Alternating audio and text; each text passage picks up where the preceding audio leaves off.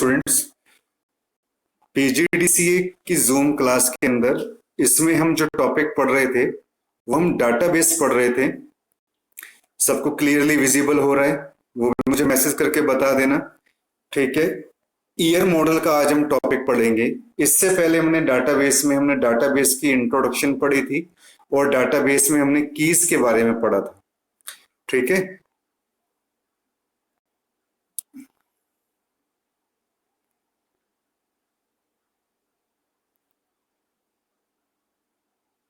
तो आज जो हम इसमें पढ़ेंगे, एक इंपॉर्टेंट कंसेप्ट आपके पास आ जाता है इसमें, ईयर मॉडल। ईयर मॉडल की फुल फॉर्म क्या होती है? Entity relationship model.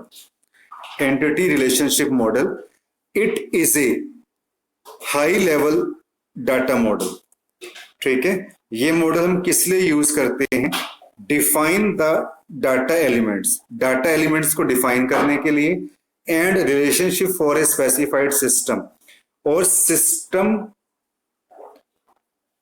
And relationship for a specified system और रिलेशनशिप के लिए, ठीक है। तो किस तरीके से, देखिए इसको हम सिस्टम के रिलेशनशिप में हम इसको यूज करेंगे। For example, suppose we design a school database. हम अगर स्कूल डाटाबेस की हम बात करते हैं तो इस डाटाबेस में क्या होता है कि एक आपके पास the student will be an entity. तो स्कूल डाटाबेस में स्टूडेंट क्या होगा? एक एंटिटी होगी जिसके एट्रीब्यूट्स होंगे आपके पास। मान लीजिए जैसे ये देखिए, ये एक डायग्राम है आपके पास बना हुआ, तो यहाँ पे स्टूडेंट क्या है? एक एंटिटी है, ठीक है, जिसके एट्रीब्यूट्स कौन कौन से हैं? जो नेम है, ठीक है, आईडी है, एड्रेस है, एज है, ये सब क्या होंगे? आपके एट्रीब्यूट्स होंगे, ठीक है। The address can be another entity with attribute like city. Address को हम फर्दर पार्ट्स के अंदर भी डिवाइड कर सकते हैं, उसके भी अपने एट्रीब्यूट्स हो सकते हैं, जैसे सिटी हो गया, स्ट्रीट नेम हो गया, पिन कोड हो गया, ठीक है। And there will be a relationship between them. तो मैं वही बता रहा था कि relationship for a specified system, ठीक है। अब ईयर डायग्राम के आपके पास कुछ कंपोनेंट्स अब हम पढ़ेंगे, components of year diagram, year model, ठीक है। तो कौन कौन से कंपोनेंट होते हैं? जैसे पहला कंपोनेंट इसमें क्या है आपके पास? एंटिटी, ठीक है, फिर है एट्रीब्यूट, फिर है रिलेशन। तो सबसे पहले हम ये पढ़ेंगे कि हम एंटिटी किसे कहते हैं, what is the meaning of entity, ठीक है। तो एंटिटी क्या है? एंटिटी एक कोई भी एक ऑब्जेक्ट हो सकता है, क्लास हो सकती है, पर्सन हो सकता है और प्लेस हो सकता है। Any object, any class, any person, any place. In the ER diagram an entity can be represented as rectangle. और जब हम ईयर डायग्राम की बात करते हैं तो वहां पे हम एंटिटी को हम किससे रिप्रेजेंट करते हैं? रेक्टेंगल की फॉर्म में। जैसे मैंने आपको ऊपर वाले में अभी आपको बताया था कि स्टूडेंट क्या एक एंटिटी है, तो यहाँ पे जो उन्होंने स्टूडेंट को दिखा रखा है, स्टूडेंट को किस फॉर्म में दिखा रखा है? रेक्टेंगल की फॉर्म में, ठीक है। तो मान लीजिए आपके पास एक ऑर्गेनाइजेशन है जिसमें क्या हो गया? मैनेजर, प्रोडक्ट, एम्प्लॉय, डिपार्टमेंट, ये सब क्या हो सकते हैं? एंटिटी हो सकते हैं। एक ऑर्गेनाइजेशन है, ठीक है। तो इसमें अब जैसे मान लीजिए मैं हार्टन की बात करता हूं, तो हार्टन के अंदर जैसे एक टीचर हो गया, ठीक है, आप स्टूडेंट्स हो गए, ठीक है। तो ये सब क्या एक एंटिटी है। अब आगे इसमें हम डिस्कस करेंगे।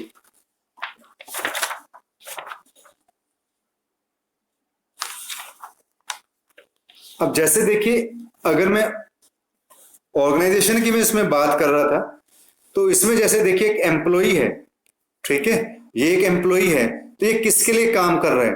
डिपार्टमेंट के लिए काम कर रहे हैं। तो जो एंटिटी होती है उसको हम रेक्टेंगल की फॉर्म में दिखाते हैं, और जो ये वाला हमने बॉक्स बना रखा है ये आपका डायमंड बॉक्स है। फिर एंटिटी आपके पास एक होता है इसके अंदर वीक एंटिटी। वीक एंटिटी हम किसे बोलते हैं? An entity that depends on other entity called a weak entity. एक ऐसी एंटिटी जो दूसरी एंटिटी के ऊपर डिपेंड करती है, एक ऐसी एंटिटी जो दूसरी एंटिटी के ऊपर डिपेंड करती है, उसको हम क्या बोलते हैं? वीक एंटिटी बोलते हैं। मैं एक बार फिर बता रहा हूं स्टूडेंट, जो मैं आज आपको कंसेप्ट पढ़ा रहा हूं, that is the year model. Year model की फुल फॉर्म क्या होती है? Entity relationship model. This is the main and important part of the database, ठीक है, जिसके अंदर मैंने आपको सबसे पहले इसके मैं कंपोनेंट्स बता रहा हूं। कंपोनेंट्स में मैंने आपको बताया इसमें एंटिटी। एंटिटी क्या होती है स्टूडेंट? एंटिटी कुछ भी हो सकता है। अगर एक मान लीजिए हार्टन सेंटर की बात करूं तो जो इसमें टीचर होगा, जो स्टूडेंट होगा, दिस इज ए एंटिटी, ठीक है। ये सब क्या है? एंटिटी है। एंटिटी का एक टाइप आता है स्टूडेंट आपके पास जिसको हम बोलते हैं वीक एंटिटी, ठीक है। मैंने अभी इतना ही पढ़ा है। एक ये मैंने यहाँ पे आपको डायग्राम बताया कि एक स्टूडेंट एंटिटी है जिसके डिफरेंट एट्रीब्यूट्स हैं। क्लियर हो गया ना? नेम, एड्रेस, आईडी और एज, ये डिफरेंट एट्रीब्यूट्स हैं स्टूडेंट एंटिटी के, ठीक है। अब एंटिटी का जो टाइप मैं आपको बता रहा हूं that is the weak entity. Weak entity क्या होती है स्टूडेंट? ओके जी, ओके। वीक एंटिटी क्या होती है? एक एंटिटी अगर दूसरी एंटिटी के ऊपर डिपेंड करता है तो उसको हम वीक एंटिटी बोलते हैं, ठीक है। The weak entity does not contain any की एट्रीब्यूट ऑफ इट्स ओन। इसका कोई अपना एट्रीब्यूट नहीं होता, ठीक है। तो वीक एंटिटी को हम किससे रिप्रेजेंट करते हैं? डबल रेक्टेंगल से। तो जैसे देखिए मैंने एक डायग्राम बना रखा है। लोन आपके पास क्या है? एक एंटिटी है।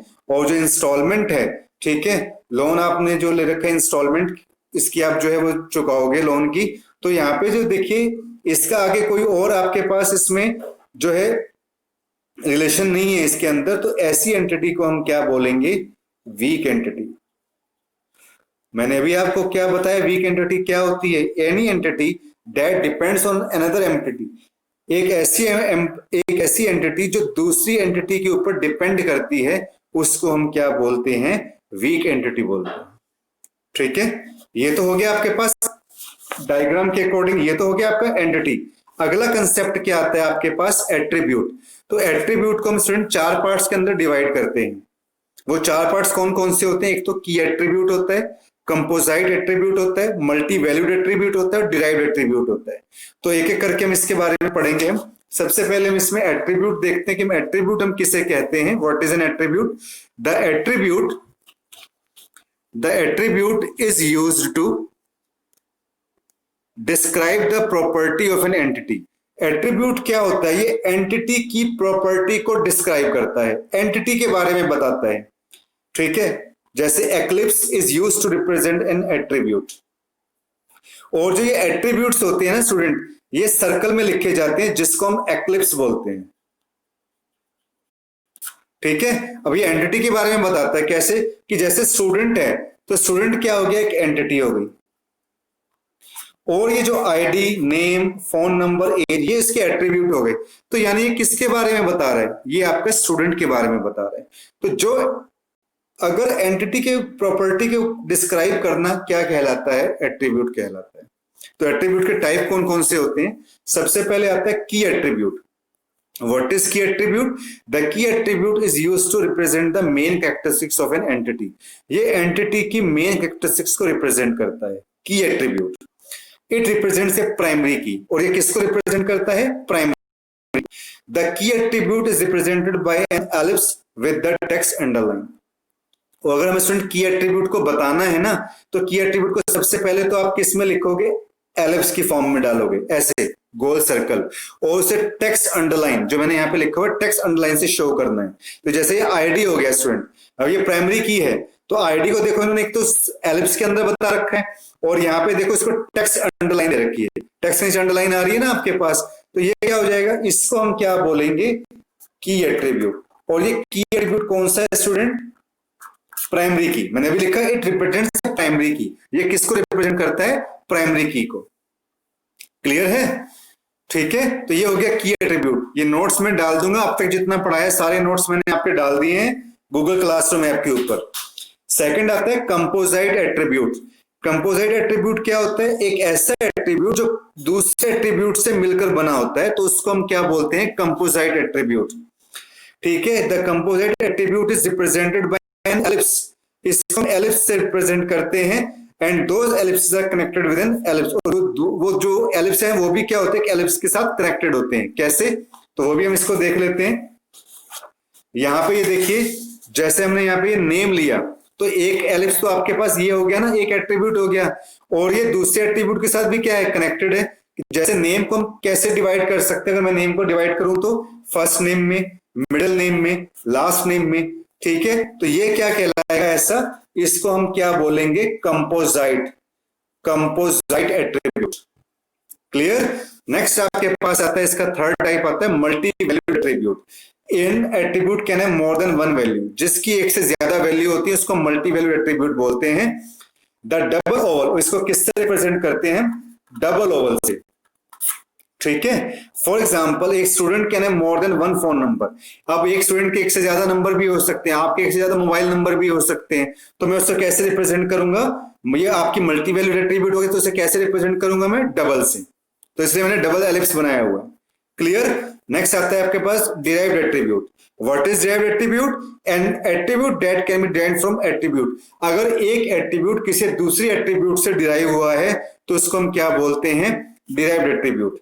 It can be represent by dash ellipse, इसको किससे रिप्रेजेंट करते हैं, डैश एलिप्स से रिप्रेजेंट करते हैं। तो जैसे देखो स्टूडेंट एक एंटिटी हो गया आपके पास, नेम, बर्थ डेट, ये आपके पास क्या हो गया, एट्रीब्यूट हो गए, और ये कौन सा हो गया, डिराइव्ड एट्रीब्यूट, जिसको हमने ऐसे, ठीक है, जिसको हमने इस फॉर्म के अंदर रखा है डैश एलिप्स के अंदर, तो इसको हम क्या बोलेंगे, डिराइव्ड एट्रीब्यूट। क्लियर। तो एक ऐसे एट्रीब्यूट जो दूसरे एट्रीब्यूट से डिराइव्ड हुआ हो तो उसको हम क्या बोलते हैं, डिराइव्ड एट्रीब्यूट बोलते हैं। फिर थर्ड टॉपिक आता है रिलेशनशिप।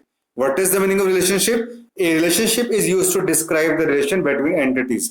अगर एंटिटीज के बीच में कोई रिलेशन है तो उस रिलेशन को दिखाने के लिए हम रिलेशनशिप का कंसेप्ट यूज करते हैं। और कैसे दिखाते हैं, डायमंड से, और rhombus is used to represent the relationship. या तो डायमंड कर लो इसको, या तो अब इसको डायमंड कह लो, या फिर आप इसको क्या बोल लो, रोम्बस, ठीक है। जैसे टीचर क्या कर रहा है, स्टूडेंट को टीच कर रहा है, तो टीचर स्टूडेंट के बीच में एक रिलेशनशिप है, और इस रिलेशनशिप को हमने कैसे दिखा रखा है, डायमंड और रोम्बस बॉक्स से। रिलेशनशिप भी आपके पास अलग अलग टाइप के होते हैं, जैसे one to one relationship. One to one relationship का मतलब क्या होता है स्टूडेंट, एक टीचर एक स्टूडेंट, एक टीचर एक स्टूडेंट, ठीक है। यहां पे जैसे देखिए, a female can marry to one male, ठीक है, and a male can marry to one female, ठीक है। तो ये एक सिंपल सा एग्जांपल हो गया वन टू वन रिलेशनशिप का।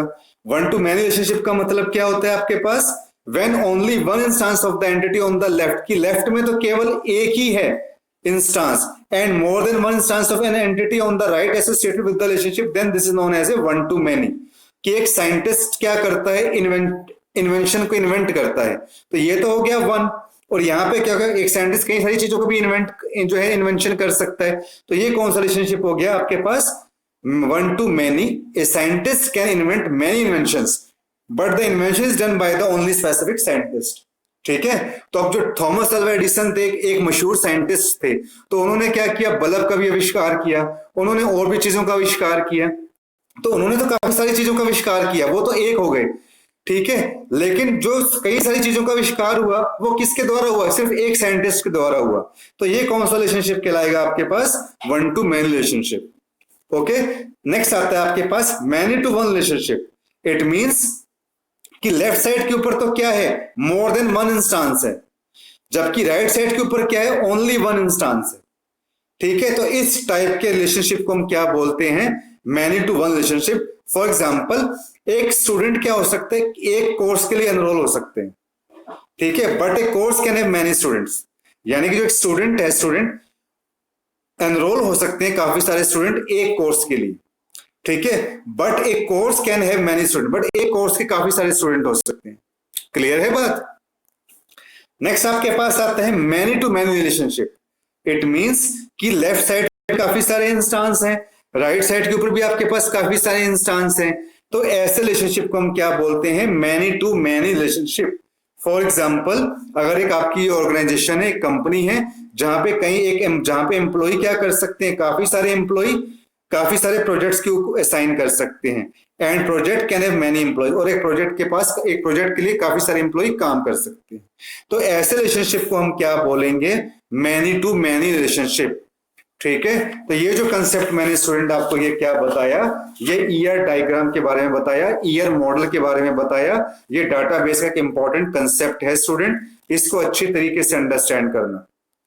ओके, तो आज के इस लेक्चर में हम इतना डिस्कस करेंगे, बाकी कल इसमें हम देखेंगे फर्दर, आपको मैं आगे टॉपिक करवाऊंगा। Okay, thank you students.